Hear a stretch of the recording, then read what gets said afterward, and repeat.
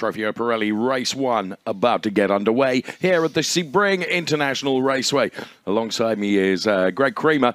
And if it's anything like the Copa race we saw earlier on this afternoon, this is going to be brilliant. I think so, David Richardson. It's going to be absolutely fabulous. And again, these are the Trofeo Pirelli drivers, so a little bit more experience, a little bit faster. Certainly, then you've got the Trofeo Pirelli AM drivers that are mixed in, some of them showing very well in qualifying, a couple of them qualifying up into the top 10 overall. So you're absolutely right. I think this is going to be, in both the figurative and literal terms, a scorcher of a race here.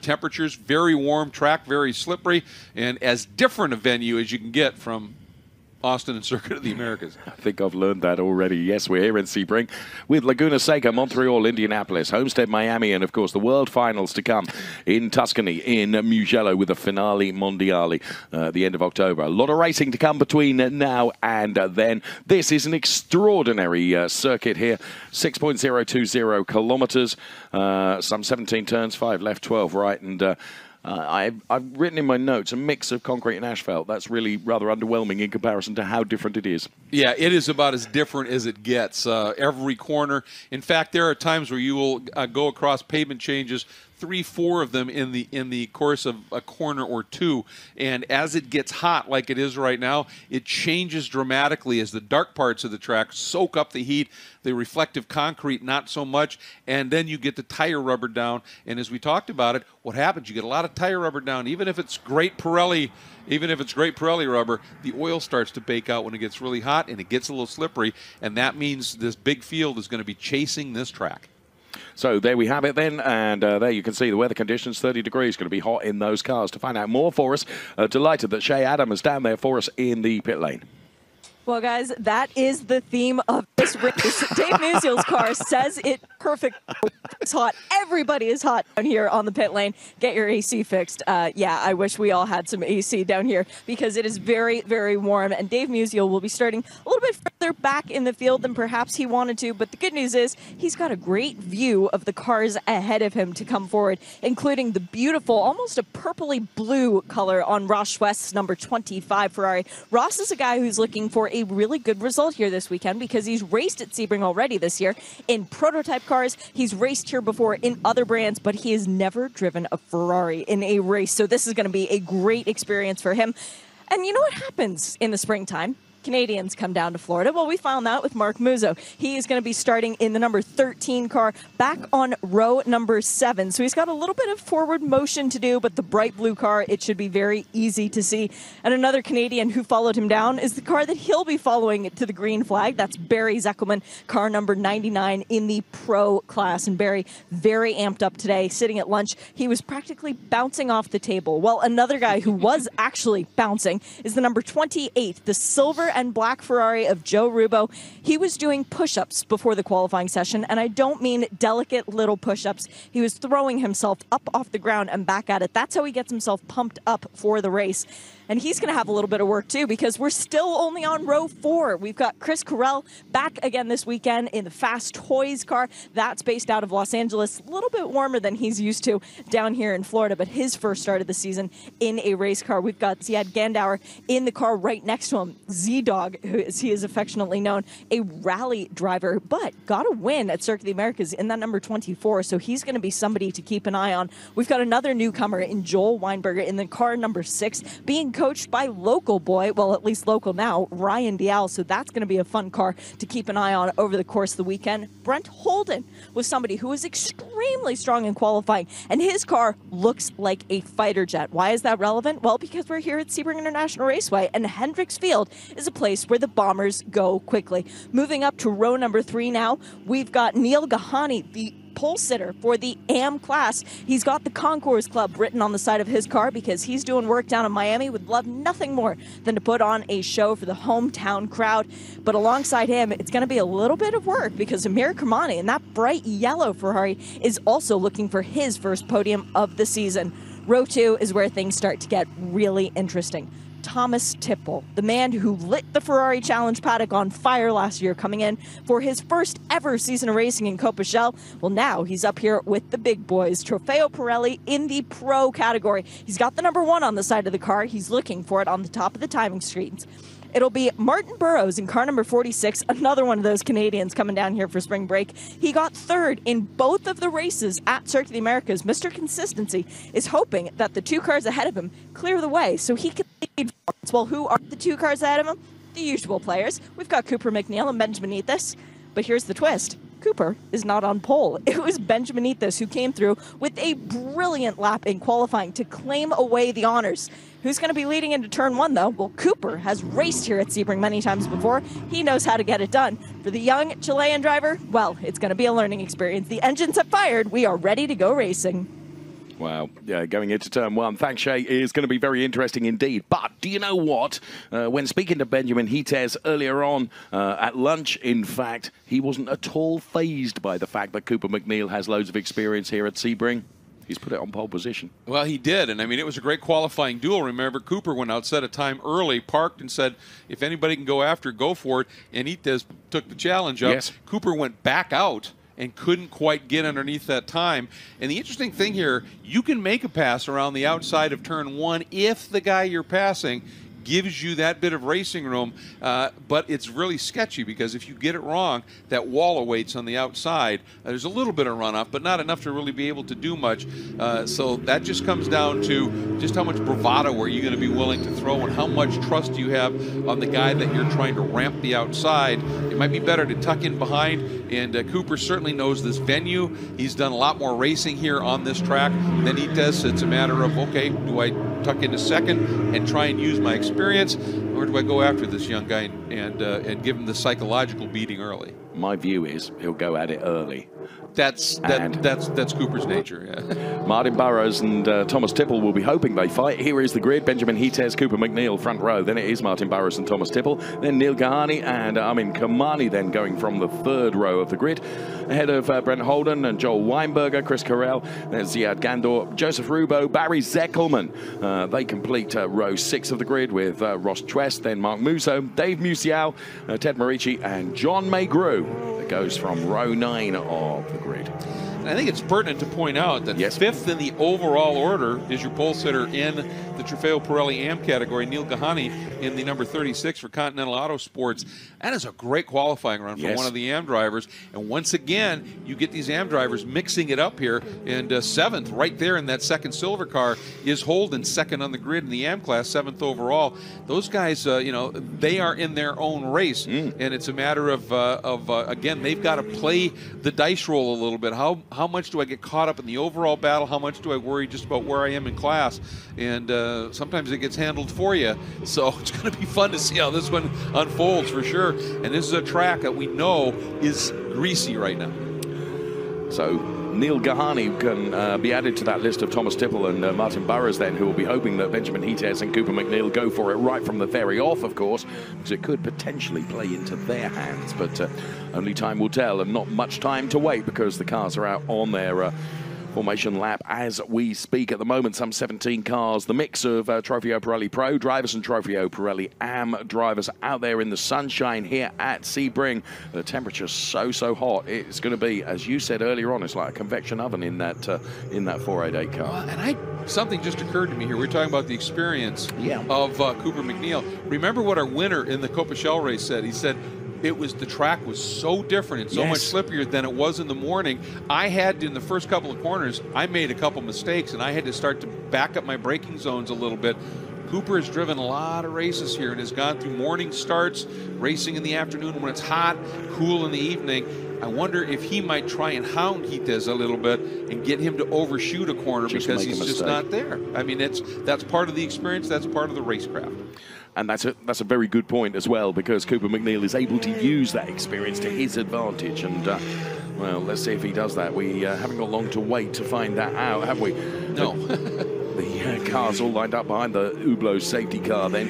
And Benjamin Ethis, I have to say, during that driver's briefing that you and I were in, you know, he was full of confidence, wasn't he? He was delighted with what he'd done and didn't feel that it was anything extraordinary, and in fairness felt that he'd made an error in one part and felt that there was another 10th of time to come in that car. He absolutely did, yep. And yeah, he and well earned. I mean, it was a tremendous lap. We caught it about what, a third of the way through the lap, and were able to follow it the whole way, and it was just brilliant. I mean, his precision, his aggressiveness without overstepping the line. That was pretty impressive. And it's going to be interesting, too, here with this hot temperature and the track greasy when the cars slide a lot. Aggression can be a real factor when it comes to tire degradation. These, the Pirelli P1s on these cars are phenomenal. But any tire, if you overdrive it, you can abuse it a little bit. And if you get the surface hot, you just lose grip in a hurry. And when the car starts sliding on a greasy track, that's what can happen. Again, that's where experience comes in. Well, we're about to find out. 30 minutes.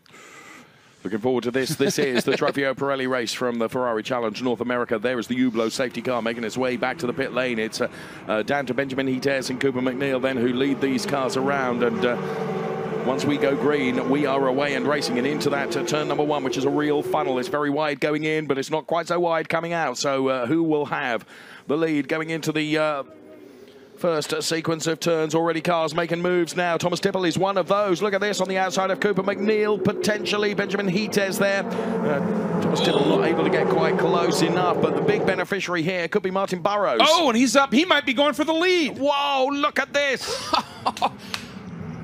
Fantastic move. You can see that Hites and McNeil were worried about each other. The door opened and Burrows just slipped through. That was fabulous. It was. Big loser is Thomas Tipple, but that was extraordinary from Martin Burrows, who, as we predicted, was Cooper McNeil and Benjamin Hites were worrying about themselves. Well, Martin Burrows was just able to take advantage of that and puts himself in the lead of the race and relegates Benjamin Hites to P2 and Cooper McNeil down to P3, but we've still got a lot of racing to come yet. No, and Hites just left with his left front tire, a big black streak exiting the hairpin. He is going to be pushing hard right away. Notice Cooper laying back just a little bit. Again, that might be the experience. I'm sure Hites frustrated. You hear that chirping again? Yes. That is somebody who is overdriving a little bit, and that takes a toll on those tires.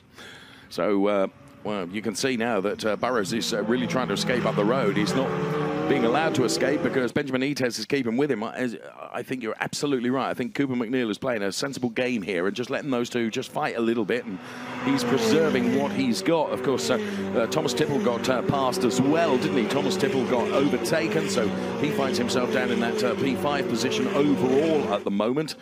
There you can see the Thomas Tipple car and then the rest of the pack coming through. But, well, big excitement right at the start of the race then with a brilliant move by Martin Burrows, who caught both Cooper McNeil and Benjamin Hites almost napping amongst themselves and said, right, I'm coming through. Yeah, that was, he just read what was unfolding beautifully. Now, Hites really close up into 17, Sunset Bend, as they call it here. Rest of the field streaming through. There goes Tipple. There goes the 17 of Kermani. And he's on the defense a little bit here. Is that Weinberger that I think maybe has gotten around Holden and picked up a spot? Back to the front here in this battle, and Burrows leads lap 1. And he looks like he's leading it comfortably now. Yes. He's built up a lead of some 5/10. Thomas Tipple there ahead of the number 17 car of Armin Kamani then. And that was Gondor, actually. And the number 24 has gone around Holden and picked up a spot. Holden in the second of the silver cars. That's pole sitter in the AM class, Kahani. Yeah, Kahani did a very good job on the opening lap as well, getting himself past Thomas Tipple. And Kahani not able quite to get on the pace of Cooper McNeil and Benjamin Hites and Martin Burrows yet, but may still be able to do that. And Burrows is beginning to just eke out a bit of a margin now, isn't he? And Cooper McNeil, when's the fight back going to come? Because he looks off pace, doesn't he? He does. Well, and the thing is, keep in mind, too, when you have experience, you know this track now is much hotter and the grip quotients are different.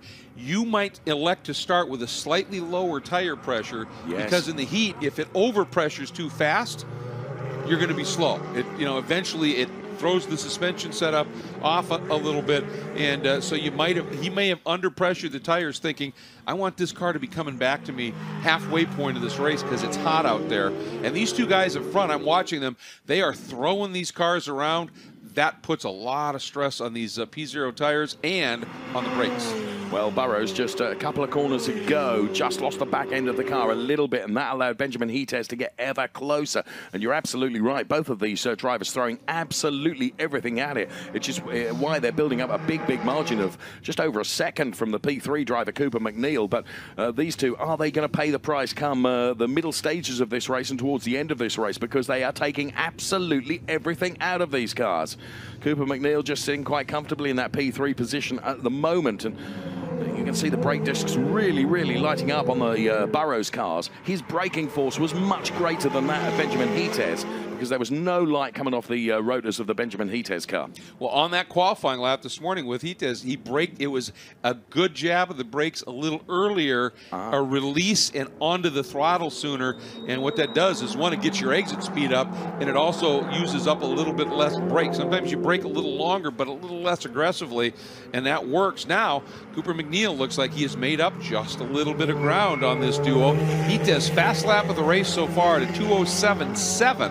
That's a good one. And for Gahani, fastest of the AM cars at a 2:10.1, 2 minutes 10.1. Well, as you rightly say, Benjamin Hites was marginally quicker than Martin Burrows. We're talking about a margin of 2 1,000ths. Exactly. As tiny as it could be, but nonetheless, the pressure is still there. And I think you're right, you know, the car is coming back to Cooper McNeil now, isn't it? And that gap looks like it's reducing between P1, P2, and then back to Cooper McNeil in P3 currently, but they are breaking away. They are. And take a look now behind McNeil. When we get a long shot, Tipple has been able to slip back around Gahani, but it took him a while to do that. He's lost a fair chunk of time at this stage, almost 4 seconds to this lead trio. And that's going to be a very difficult 4 seconds to make up, isn't it, to try and get on the back of these three. There is Thomas Tipple just into the picture there. We're watching Cooper McNeil in the WeatherTech liveried car then, 63 Cooper McNeil then, and looks like we've got almost a back-marking car. John Maygrue, who I thought was slow right at the start of the race. I think the race leaders are going to be on John Maygrue. You can just see him there. Yes. Oh, nice job. He just drove off track to let him keeps through. Completely out of the way. So obviously a issue at the start for John Maygrue, and he did the very gentlemanly thing there, didn't he? He got right out of the way. So Benjamin Hites, you can just sense he's perhaps beginning to get a bit frustrated now behind Martin Burrows. He's trying to track the car now. Surely he's close enough to get a draft on Martin Burrows now as they go into the next turn. Is he going to be close enough? They both carry as much speed as they possibly can. You can see they almost following in entirely identical wheel tracks there, and Martin Burrows got the measure of it. You could see that Benjamin Hites was coming and made sure that he could defend the line. Not that he had to defend too hard, because I don't think Hites was close enough to be able to do anything.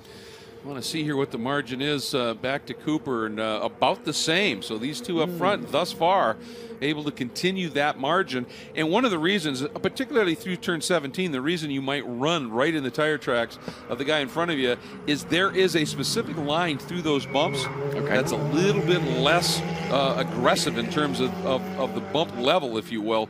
And so you might just track the guy there. If you don't get the pass done, you don't get down the inside, then you're just going to track behind him and get through there as fast as you can. Problem there for Hites as he just dropped his tires at the exit of turn 5, and look at that. That cost you immediately a car length or two. You can't afford to be doing that, because that run out of 5, as Didier Taze said on the onboard lap we saw earlier today, it's a long run from 5 down into the hairpin, and if your exit speed's bad, you're going to either lose to the guy in front of you or be a sitting duck for somebody to attack you into the hairpin from behind. Tipple has got past Gahani, as you said. Gahani is the leading AM driver now, but he's coming under some pressure from Kamani in a separate class, of course. Then it's Gandour, and then Brent Holden, of course. Joel Weinberger running down there, P6 in class, but P9 in the race overall. There is the number 36 car, the Continental Autosport Silver Machine of Gahani. Chasing down, there is Thomas Tipple, who is, well, he's very nearly 5 seconds down. A 15-second time penalty on car number 24 for a jump start. Now that is Ziad Gandour, the Boardwalk Ferrari driver. Yep. Well, we saw that that big car move very suddenly. Yes. And if you do that before you get to the start line, the actual start-finish line, on the original race start. Once the green flag flies on a restart, if there's a caution, track's green, you can race. But on the restart, you can't come out of line nor pass before you get to that start-finish line, and he moved a bit early. Well, being very impressed with Martin Burrows here, you know, because all the pressure that Benjamin Hites is placing on Martin Burrows, he's not caving to it, is he, at all? No, not at all. And here's the thing now, with Gandour getting that time penalty, hopefully the Scuderia Cava Ferrari of Newport Beach will be on the radio to the number 14 of Brent Holden, that is third behind Gandour right now in the AM category, saying Gandour is going to be a 15-second penalty. Don't worry about him too much. Sure. You know? Big picture this now, and just do what you have to do. And right there, you can see Kermani attacking on Gahani. He'd like to get through the yellow Ferrari on that first of the 2 silver cars. Again, those are 2 different classes. And this is, as you pointed out earlier on, you look at the bigger picture. Your race is within your class. It's not necessarily the car ahead. And whilst the ego would suggest that if there's a car ahead of you, you've got to try and get past it, sometimes you're better off.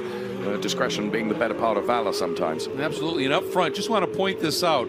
Last lap, Itez setting the fast lap of the race at a 2:07.712. Burrows 2/1000ths of a second slower. These guys are locked in a mano-a-mano battle. And McNeil actually at a 2:07.744. So right in that same window. Everybody else running 2:09s right now. So this lead trio is putting on a bit of a clinic at this stage. Yes, they're really up the road, aren't they? Yes. Relative to everybody else. John McGrew, I think, has stopped running, actually. We saw him as a back-marking car, didn't we? You got right out of the way, and unfortunately, it looks like his race is done and dusted, sadly. So we have the first third of the race done and dusted now, and we're looking at the Thomas Tipple car now, which is running P4 for Scuderia Corsa, Ferrari of Beverly Hills. He's one of those drivers. In fact, he's the first of those drivers to be running in the 209s. The top three, all in the 2077s, as Greg has pointed out. But he is Baker, getting away from Gahani and Kamani and Gandor as well. But it's a huge margin that he's got to try and reel in Cooper McNeil. Here comes Burrows and Hitez once again. Hitez just looking to the outside. You could see the bumps there that you've indicated so many times. And Cooper McNeil, just doesn't seem to have the pace in the car as these two at the moment. Right now. He doesn't. And interestingly there, you could say Itez actually overran turn 17 just a little bit and floated a little wider, and it cost him a couple of car lengths. I mean, that's the margins these guys are driving right now. So incredibly close at this stage, and the margins between them virtually unchanged. It's been in that 4/10 to half-second range between the two leaders, and then McNeil another second or so back, although he has closed it up now. And I think when Itez overran 17 just a little bit, Cooper got it right. I don't know that the margin between Burrows in the lead and McNeil has changed. I think it's Itez now has dropped off because he just overshot 17 a bit. That's how quick it can change, Dave. Ooh! He is really pushing that car. Oh, huge push there for Burrows. Huge push. I was about to say, whilst these two have been going at it hammer and tong, for all of us saying Cooper doesn't appear to have the pace in the car, he has been super smooth, Greg. Exactly. He is not throwing it around. You don't hear that real aggressive complaint from the tires when he's working the corners. And as I said, he may well have started with a little lower pressure, and it just takes a little longer for the tires to come up. So the guys at the front, if you start with a little higher pressure, the tire comes in quicker. Yeah. Because it's more aggressive, but then you run off that tire as quick. And look at this now. Because of that real bad push that we saw from the leader Burrows in the hairpin, now you can see Itez is all over him. And, boy, Itez is hunting and had to actually he had such a run, he had to move. I think you're right. I think you're right. So Cooper's strategy here probably is, I'm going to let those two do all the hard work. I'm going to be super smooth and still be close enough to be able to take advantage of any warring factions that should go on between the two ahead of me. And there is no doubt about it. Itez, he's not close enough, is he, to be able to get a draft off that Martin Burrows car, but he is certainly pushing as hard as he can. And Thomas Tipple and Gahani and Kamani and Gandor and Holden, they're all trying to keep up, but, there is a 2-second deficit almost every lap, isn't there? Yeah, there is. I mean, these guys up front are kind of in their different times. Holden now, though, just sets fast lap in the AM category. It's first time to go under 210. He's at a 2:09.5.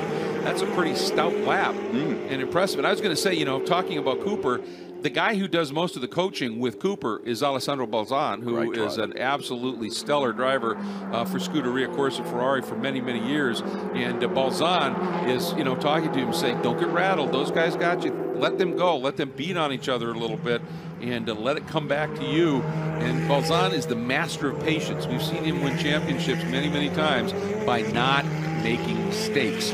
And he's a very calming influence, and he's also a delightful guy. Oh, he is a wonderful guy. His pairing with Christina Nielsen, and then his hugely successful years in the Ferrari Challenge, as well as many, many other championships. Cool dude. You're absolutely right. And a very, very good influence, presumably, on Cooper as well, because they really bond, don't they?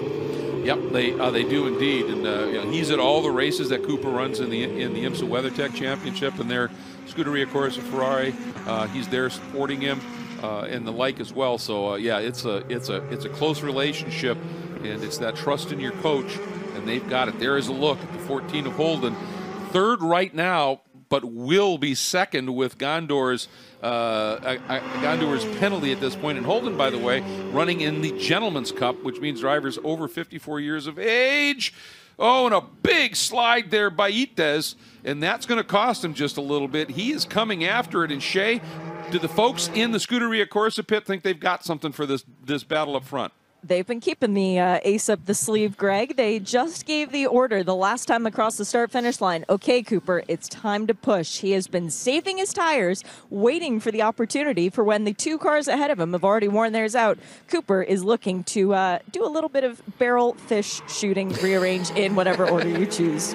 Oh, I love it. The gentleman leaning on the back of the chair with the beard there is Alessandro Balzan. You need a shave, Alessandro. Yes, yeah, exactly. Although it makes him easy to pick out. Yeah. So, but boy, you could see Itez there when he got into the Le Mans curve, actually coming out of Jean de Bien-Ben. Car really skated on him a little bit. And we talked about it. One that scrubs momentum, and these are all the same car. And so even though they're big horsepower, massive performance cars, there's still momentum relative to the competitors that you're racing with. And when you start to lose that bit of momentum, one, it just costs you time and distance, but also a skate like that heats the surface of those tires, they lose a little bit more grip. So we could see everyone down there on that pit wall, couldn't we? Including Eric Marston, who's just got out of his Cooper Shell car. He, of course, running for the same squad. And Cooper being told now, you can push. And, you know, we've still got a good 14 and a quarter minutes of this race to come. There is time because, you know, Burrows, whilst Itez made a mistake, and that's allowed Burrows to get up the road. Burrows has taken so much out of that car in the early stages. Big, huge rotation, back end, rotating, coming around. That tells you that those Pirelli P0s now have been pushed a little bit too hard, and that was up at turn 10. Cunningham corner. Look at this. Itez, who's so quick through this section. This is where we were so impressed with what he did in qualifying, making the attack. But when Burrows, that car stepped out, look how much closer Cooper is now. Yeah, he's almost on terms now with him. And so Benjamin Itez, he needs to get past Martin Burrows if he's going to do it, because he needs that cushion of Burrows between himself and Cooper McNeil, who we know is going to come on strong towards the end of the race. Shea has already found that out for us, so he needs to get this job done. Tip of the hat, by the way, to Gahani, 5th overall leading in AM, just set a 2-minute 8.574 fast lap as he's opening that margin up and being very careful with that. Tipple in the background there. Then there's Gahani, and you can see he's stretched now over Kermani. And here we go into 17. You can see that little bit different line there. Again by Itez.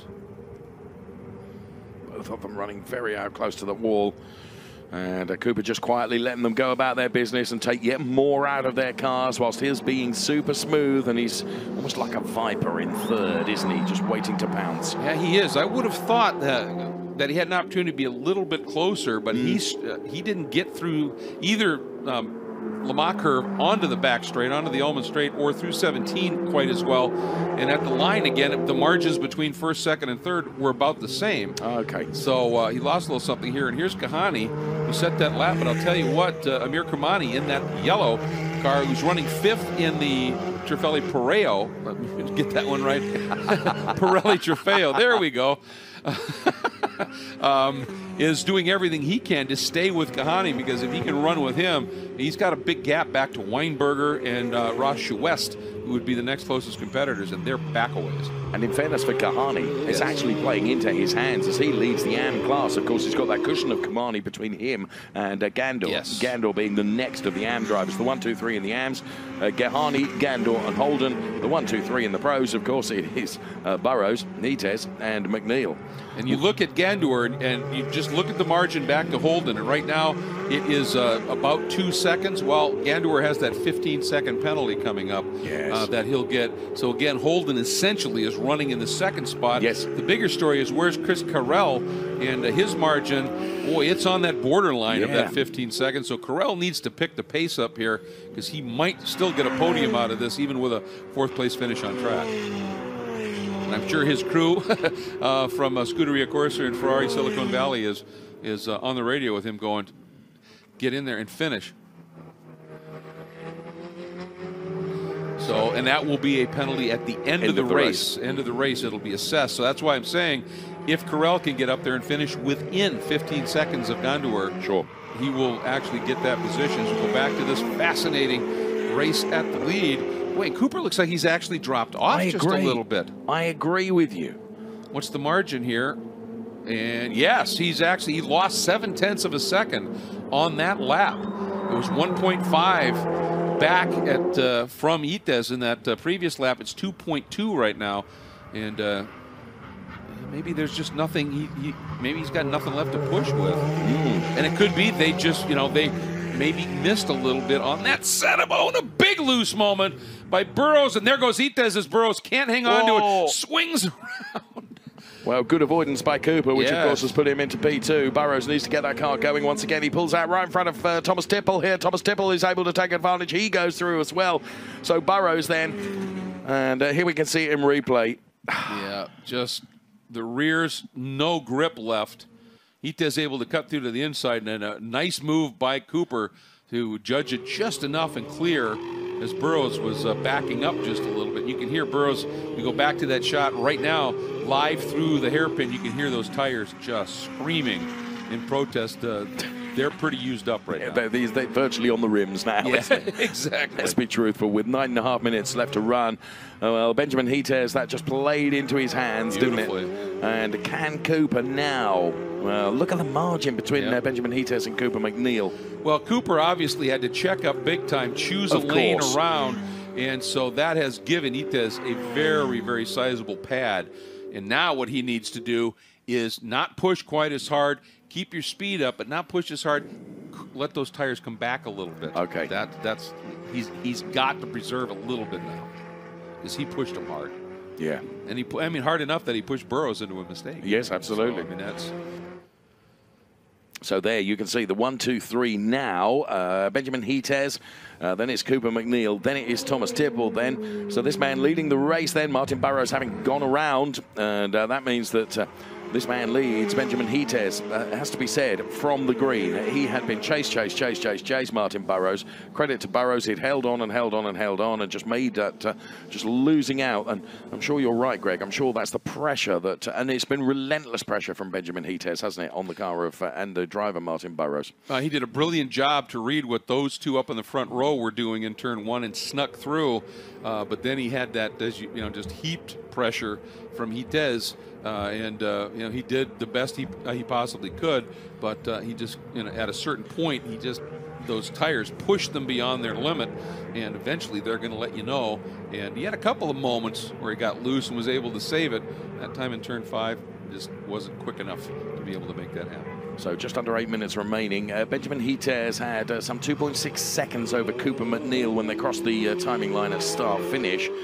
And so for the moment, he's got a reasonable, comfortable margin between himself and Cooper McNeil, but that's not to say that he can afford to relax. Of course, he can't. But Thomas Tipple has been gifted into that P3 place, but he's some 5 seconds down on Cooper McNeil as well. So such as the pace that Hites, McNeil, and of course Burrows had delivered in the first 2/3 of the race. And just tracking this a little bit, Carell now is within 9 seconds of Gondor, and Zeckelman is within 10. So both of them have an opportunity actually to move up a spot post-race when that penalty is assessed. There's a look at Cooper, and it just doesn't look like there's much left there. And I wonder if they just maybe missed a little bit on the setup at this stage. Well, it's possible, isn't it? Yep. Here's a look at Gahani. Great run in that Concours Club. Just consistently lap after lap after lap. He's been good, hasn't he? Yeah, good and consistently quick. I mean, he's got fast lap in the class. Remember, that's a point. Yes. And that's important. But he's just been able to click off these this quality of lap here with regularity. That's impressive. So cars all spread out quite a bit now as we continue to watch Gahani here then leading in the Trofeo Pirelli AM class in that number 36 car. Benjamin Hites, of course, leading against Cooper McNeil, and has just opened up a bit more of a margin over Cooper McNeil as well. Yes, So, he has. Heates has obviously still got the pace in his car, and either that or Cooper, as you have quite rightly said, whether they're just struggling with the setup of that car. It's just not been right from the very, very off. Well, and that sometimes, you know, you have experience, and so you know we have to adjust something. But then maybe you make the adjustment and you just go a little bit too much the wrong way, and the car just never comes back to you like you expect it to. I mean, it happens. And we are talking about something like half a turn on a nut in one direction can be minuscule. enough, can't it? Yeah. There's so many variables that go into something like this. This is a fun one to watch, isn't it? Now that's Burrows. You can see he's just struggling everywhere. Yeah. And Kermani, now this is a battle for the 4th spot. This is Kermani's a class looking lively. position. Yes, he is. So we know that Martin Burrows is already suffering from, I should think, a complete lack of grip, both the back and front end of this car. And, well, Kermani. Oh, very late move. That wasn't on. Can he keep it from pointing in the right direction and not lose out? Nice save. Of course, he's got 3 AM cars behind him ahead of Joel Weinberger, and that's really what saved him, isn't it? It is, and there is Gahani. Another look at it here, and Burrows is struggling, and and he's struggling to get to the apex. But Kermani, that was just too late. Yeah. And we talked about you've got to present, you've got to let the car know you're there, and that was too late. Burrows at that point, his eyes were nowhere near his mirrors. He's looking through the corner. Yeah. And that was inevitable, really. Well, that has probably saved it for Burrows, hasn't it? Yes. In truth. Yep. Oof. Yeah. Well, his tires are dirtied up now. It's so hot. You run off track like that, and you get all that sand on those tires, and probably some clag and marbles and the like. It takes a while to clean them off. Oh, look at those brakes. Boy, he is hard on the brakes.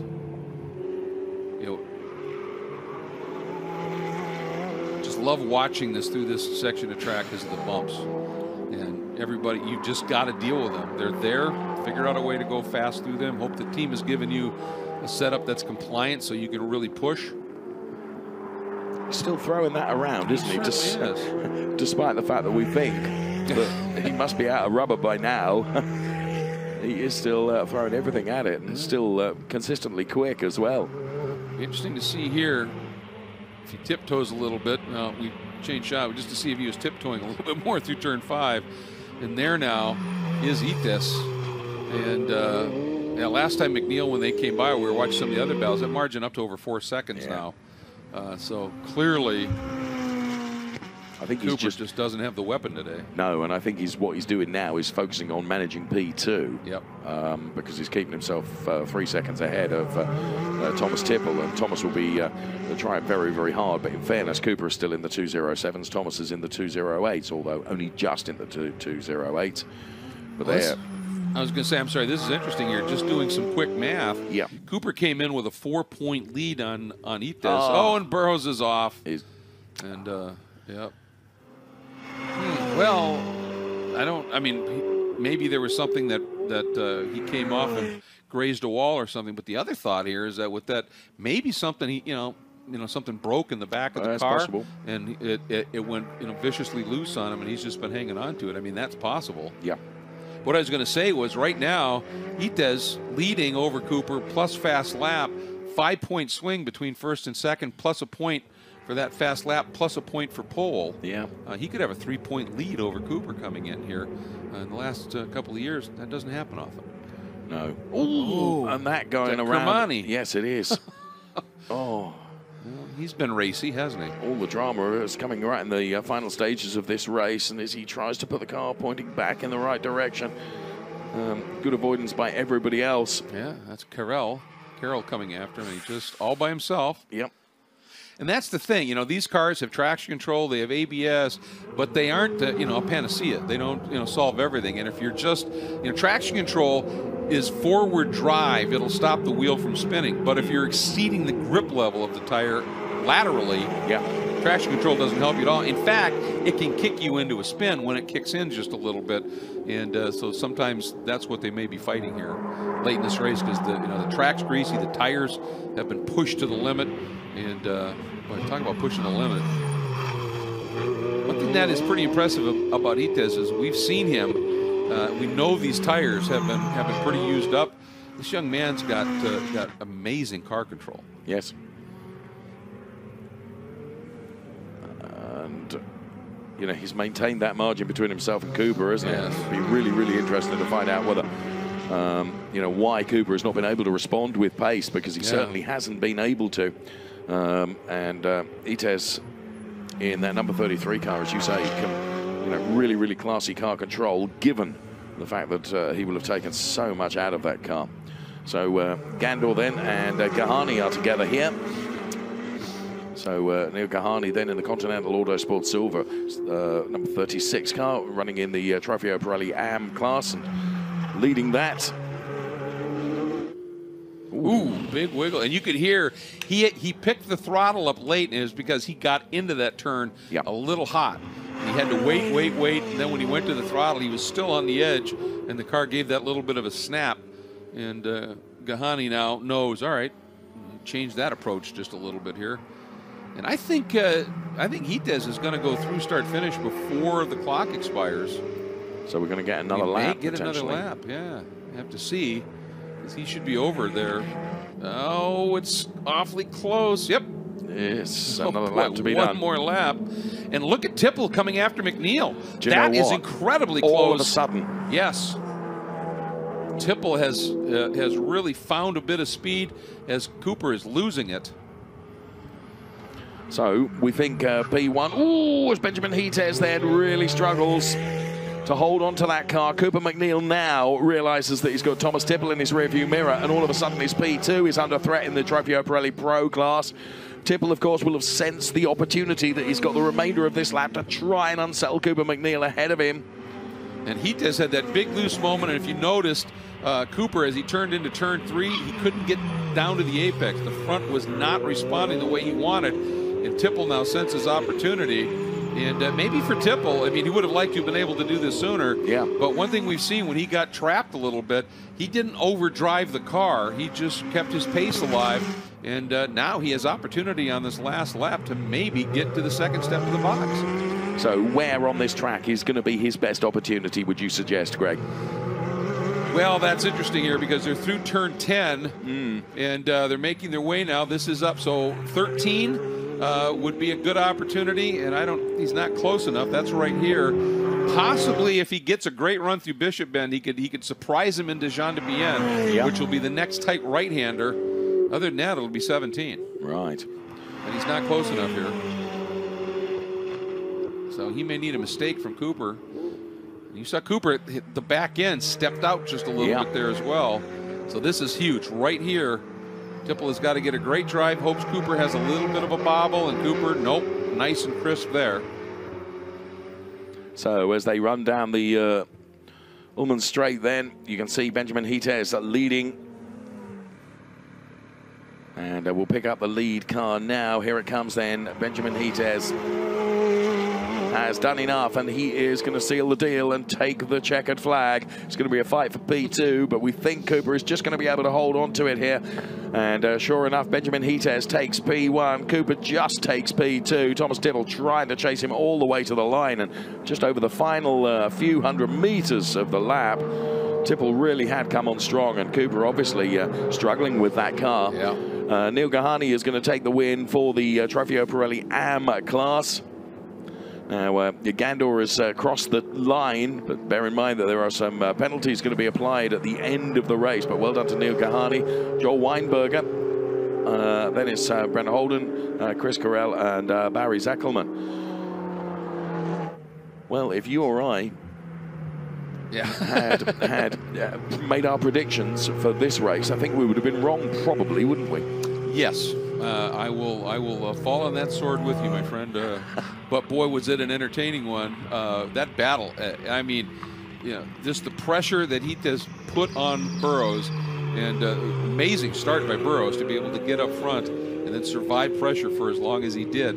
But the big surprise to me is Cooper. You know, the team said, "Okay, go get him," and he gave it a, you know, I mean, for a lap, he closed it up a little bit, didn't he? And then he started to fade just a little bit. Once again, so they obviously just missed a little bit, and that means that now for Itez, second win of the season. And like I said, my math, it's sketchy. It may be illegal for me to do math in a few states, for all I know. But I think he's got the points lead.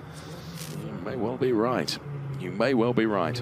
We have seen, I think it's fair to say, some real class from Hites, who, the car was not there at the end of the race, but he was able to hold on to it. Greg, here are the highlights. Yep, absolutely. And watch the battle here for those two lead cars. And down to the inside, Burrows, that red car with the white nose, gets to the inside of Cooper. Cooper realizes, oh, no, where did he come from? Hites looking there, and suddenly Burrows appears along the inside there. And you know that Hites was going, well, that car's not white. And Burrows, absolutely brilliant start.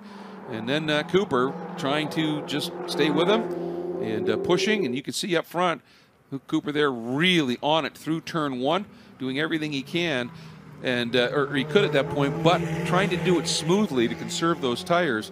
As he was up on the curves, but the car was never sideways. And then this moment, Burrows snaps around. Hites goes through for the lead. But in the avoidance move right there, Cooper had to run wide, and that allowed a resurgent Thomas Tipple to come after him with a vengeance on that last lap. And Cooper had just enough left in the quiver here to be able to hang on, although Tipple did indeed just heap on the pressure. But up front at that point, Hites, even with a little bit of a moment on the second of the last lap, was able to hang on to it and come through, get his second win of the season. Cooper just hanging on to second over a Tipple, who I think learned a lot in this race. It's going to be fun to see what Tipple can do tomorrow. And, of course, then it was Gahani with the big win in the AM category once again. And you see the guy behind him, Gondor, is going to have a bit of a penalty as a result. And so, obviously, things are going to be shaken up in the AM class behind Gahani as a result of that penalty. We'll suss that out a little bit more for you. But all in all, pretty fascinating race. Yeah, it was.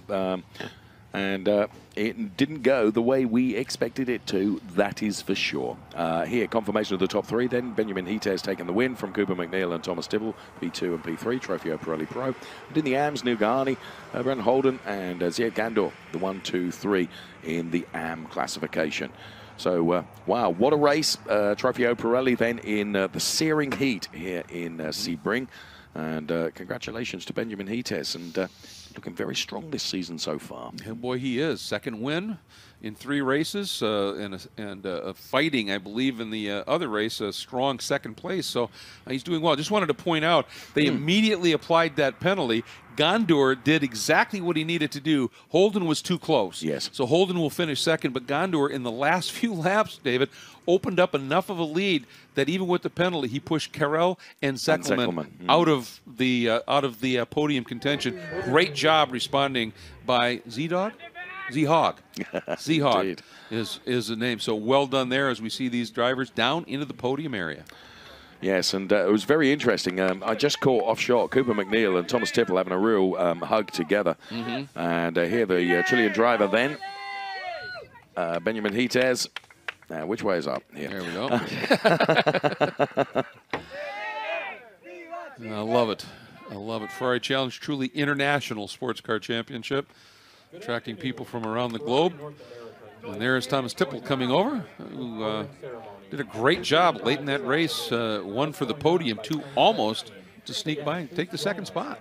I think I was saying to you earlier on, Greg, that Thomas and I shared a glass of lemonade or 2 in an airport lounge recently, and Thomas was bemoaning the fact that he'd been elevated so high up and straight into the Trofeo Pirelli Pro class. But I'll tell you what, his race pace would suggest that was no mistake. No, he belongs. He belongs. And as we said, but once he figures out, and I think today he may have learned a real lesson in racecraft. I think you're right. And I think tomorrow's races, it'll be fun to see, because I think he really learned something today, and his speed is unquestionable. Oh, sure. And once he dials that racecraft in, oh boy.